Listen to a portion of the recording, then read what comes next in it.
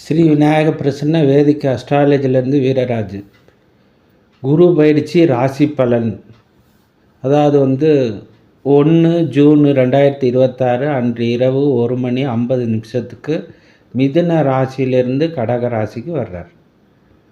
First மேச ராசி பார்ப்போம். மேச ராசிக்கு பாருங்கள், 4ஆம் இடம் தாய்ஸ்தானம், சுகஸ்தானம், வண்டி வாகனம், வீடு வாசல், இடம் விட்டு இடம் மாறுறது, வீடு மாறுறது, இல்லை ஒரு இடம் வாங்கி வீடு கட்டுறது, உயர்கல்விக்கு போகிறது, பசங்க படிப்புக்காண்டி செலவு பண்ணுறது, அந்த மாதிரி விஷயங்கள்லாம் நடக்கும்.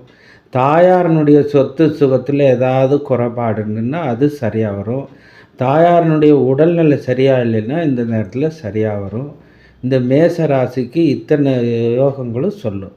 மொத்தத்தில் சுகஸ்தானம்னு சொல்லலாம். வண்டி வாகனம் கூட வாங்கலாம், வீடு கட்டலாம். தாயினுடைய சொத்து சுகங்கள் ஏதாவது வர வேண்டியதுன்னா கண்டிப்பாக வர்றதுக்கு வாய்ப்புகள் உண்டு. அதே நேரத்தில் தொழில் மாற்றங்கள் உண்டு. உங்கள் ராசிக்கு 12ஆம் இடத்துல சனி பகவான் இருந்து அந்த இடத்துலேருந்து திரிகோணஸ்தானத்துக்கு 9ஆம் பார்வையாக குரு பார்க்குறதுனால தொழிலில் நல்ல மாற்றங்கள் வர்றதுக்கு உண்டு. 12ஆம் இடங்கிறது தொலைதூரம்னு சொல்லுவோம். ஒரு இடம் விட்டு இடம் போய் இன்னொரு இடங்களுக்கு போகிறது வர்றது, தொழில் பண்ணுறது, அதில் வருமானம் ஈட்டுறது, அந்த மாதிரி விஷயங்கள்லாம் நடக்கும். அதே நேரத்தில் 12ஆம் இடம் விரயஸ்தானங்களில் கொஞ்சம் விரயஸ்தானமும் நடக்கிறதுக்கு வாய்ப்புகள் உண்டு. மொத்தத்தில் சுகஸ்தானம் அருமையாக இருக்குது. உங்களுக்கு குரு சனியும் பரிவர்த்தனை யோகத்திலிருந்து 4ஆம் இடமும் 12ஆம் இடமும் ஸ்தான பரிவர்த்தனை இருக்கிறதுனால செலவுகளும் உண்டு, வருமானங்களும் உண்டு, ஆதாயமும் உண்டு, செலவும் உண்டு. அந்த மாதிரி தன்மைகளில் இருக்குது. மொத்தத்தில் குரு பகவான் சுகஸ்தானத்தில் இருக்கிறதுனால நல்லா இருக்குது. இது ராசி, அதாவது சந்திரனை வச்சு நம்ம பலன் சொல்கிறோம். ஒரே ஒரு வீட்டை மாத்திரம் எடுத்துக்கிட்டு பலன்கள் சொல்கிறோம். அதனால் ரொம்பலாம் நாம் அதை பற்றி டீட்டெயிலாக சொல்ல முடியாது. ஜனன ஜாதகம் இருந்தால் தான் ரொம்ப தெளிவாக சொல்ல முடியும். இது காமனாக நம்ம பொதுவாக உள்ள 12 ராசிகளுக்கும் நம்ம சொல்லக்கூடிய பலன். மொத்தத்தில் 4ஆம் இடம் சுகஸ்தானத்தில் இருக்கிறதுனால படிக்கிற குழந்தைங்களாக இருந்தால் கல்வியில் நல்ல ஒரு மேல் படிக்கிறதுக்கு நல்ல வாய்ப்புகள் உண்டு. நல்ல ஒரு குடும்பஸ்தர்னா அவங்களுக்கு ஒரு நிலம்பலை வாங்கி வீடு வாசல் கட்டுறது, அந்த மாதிரி யோகங்கள்லாம் வர்றதுக்கு வாய்ப்பு உண்டு. அதே நேரத்தில் இந்த வருஷம் கடைசி 12ஆம் மாதம் டிசம்பர் மாதத்தில் கேது பகவான் வர்றதில் தாயினுடைய ஆரோக்கியத்தில் நம்ம கொஞ்சம் கவனமாக இருக்கணும். அது ராகு கேது பயிற்சி வரும்போது நம்ம அந்த இடத்த நம்ம பார்த்துக்கலாம். ஸோ உங்களுக்கு உங்கள் ராசிநாதன் வழுக்கணுன்னா எல்லாருக்கும் தெரிஞ்சது தான். முருகப்பெருமானை நல்லா நீங்கள் வணங்கிட்டு வாங்க. செவ்வாய்க்கிழமை, வெள்ளிக்கிழமை, ஞாயிற்றுக்கிழமை வணங்கிட்டு வர்றது நல்ல ஒரு பலனை கொடுக்கறதுக்கு வாய்ப்புகள் உண்டு. அது அடுத்து பார்த்திங்கன்னா ரிஷபராசி. ரிஷபராசிக்கு பார்த்திங்கன்னா அற்புதமாக இருக்குது. எப்படின்னு பார்த்திங்கன்னா, உங்கள் தைரியஸ்தானம் 3ஆம் இடத்துல தைரியஸ்தானத்தில் குரு பகவான் உச்சஸ்தானத்தில் இருக்குது. உங்கள் ராசிக்கு 11ஆம் இடத்துல சனி பகவான் இருக்கிறதுனால உங்களுக்கு லாபத்தை, தொழிலில் நல்ல லாபத்தை கொடுக்கக்கூடிய தன்மை.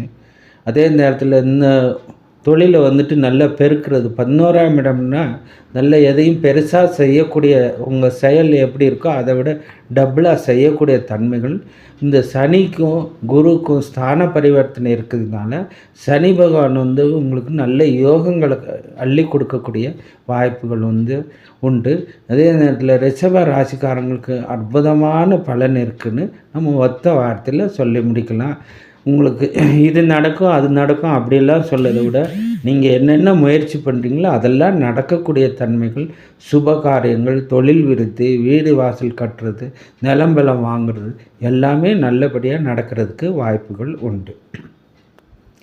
அது அடுத்து பார்த்திங்கன்னா மிதுன ராசிக்காரங்களுக்கு குடும்பஸ்தானத்தில், வாக்குஸ்தானத்தில், தனஸ்தானத்தில் இருக்கிறதுனால உங்கள் வாக்கு பலிதமாகவும், உங்களுக்கு மனைவி அதாவது குடும்பஸ்தானத்துலேருந்து நல்ல உதவிகள் வர்றதுக்கு வாய்ப்பு உண்டு. கணவனாக இருந்தால் மனைவி, மனைவியாக இருந்தால் கணவன், இந்த மாதிரி உங்களுக்கு நல்ல குடும்பஸ்தானத்துலேருந்து நல்ல உதவிக்கரங்கள் நீட்டக்கூடிய தன்மைகள் உண்டு. உங்கள் வாக்கு பலிதமாகும்.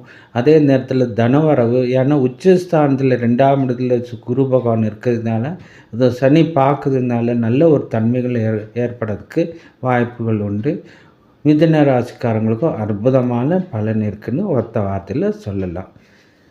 அதாவது ரிஷப ராசிக்காரங்களுக்கு நான் தெய்வ வழிபாடு என்ன சொல்லுவேன்னா, அதாவது வெள்ளிக்கிழமை பசுகளுக்கு ஒரு தானமாக ஏதாவது கொடுக்குறதோ, மகாலட்சுமி கோயிலுக்கு போயிட்டு வர்றதோ, இந்த மாதிரி லக்ஷ்மி சம்மந்தப்பட்ட கோயிலுக்கு போயிட்டு வர்றது நல்லதாகவும், அதே நேரத்தில் மிதுன ராசிக்காரங்களுக்கு புதன்கிழமை, ஞாயிற்றுக்கிழமை மகாவிஷ்ணு வணங்கிட்டு வர்றது நல்ல ஒரு நற்பலன் கொடுக்கறதுக்கு வாய்ப்புகள் உண்டு. அதை அடுத்து பார்த்திங்கன்னா கடகராசிக்காரங்களுக்கு கடகராசிக்காரங்களுக்கு ஜென்மத்தில் குரு வந்திருக்கிறதுனால, ஜென்ம குரு ரொம்ப சரியாக இதாக இருக்காது அப்படின்னு சொல்லுவாங்க. ஆனால் இந்த முறை அப்படி இல்லை.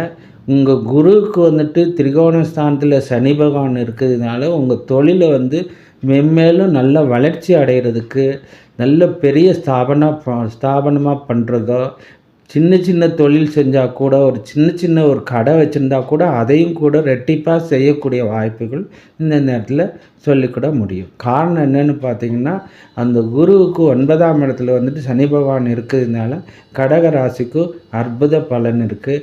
அதே நேரத்தில் இந்த ஆண்டு இறுதியில் கேது பகவான் வரும்போது மன கஷ்டம், மன தொந்தரவுகள் வர்றதுக்கு வாய்ப்புண்டு.